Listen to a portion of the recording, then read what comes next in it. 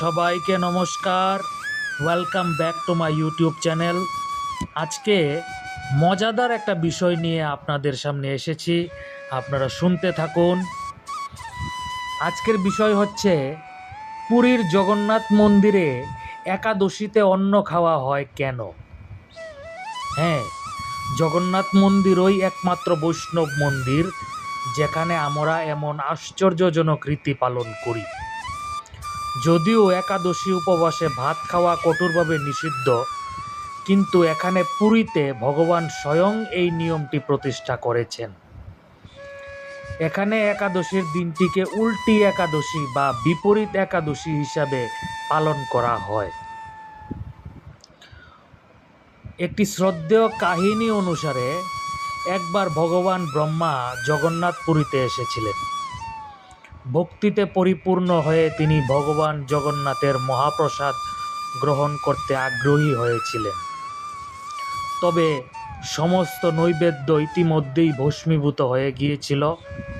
একটি পাতায় অবশিষ্ট কয়েকটি চালের দানা ছাড়া, যা একটি পথহারা কুকুর চেটে খেয়েছিল, আর কিছু বাকি ছিল না। ভক্তিতে আপ্লুত হয়ে ব্রহ্মাদেব বিনীতভাবে কুকুরের পাশে বসে অবশিষ্ট শস্য খেয়েছিলেন। জগন্নাথের মহাপ্রসাদের আশীর্বাদ পাওয়ার জন্য আকুল হয়েছিলেন। কিন্তু ভুল করে এই দিনটি ছিল একাদশীর দিন। ঠিক সেই মুহূর্তেই একাদশী দেবী আবির্ভূত হন। ব্রহ্মদেব ভাত খেয়ে একাদশীর তপস্যা লঙ্ঘন করেছেন বলে ক্ষুব্ধ হয়ে তিনি তাকে যন্ত্রণা দিতে শুরু করেন।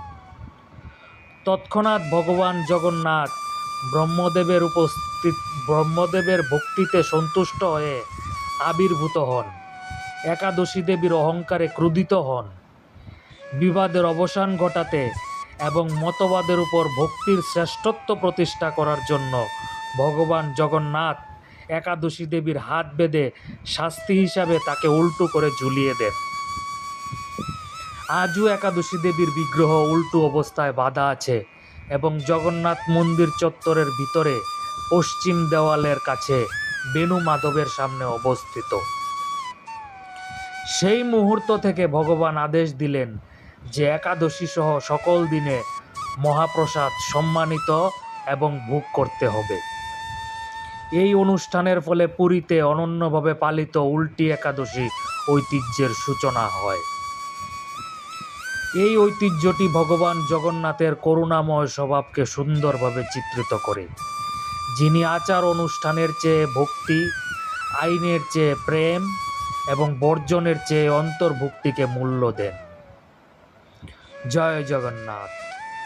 আশা করি গল্পটা আপনাদের কাছে ভালোই লেগেছে। যদি আপনাদের মনে কোনো প্রশ্ন থেকে থাকে তাহলে আপনারা কমেন্টে অবশ্যই জানান। জয় জগন্নাথ।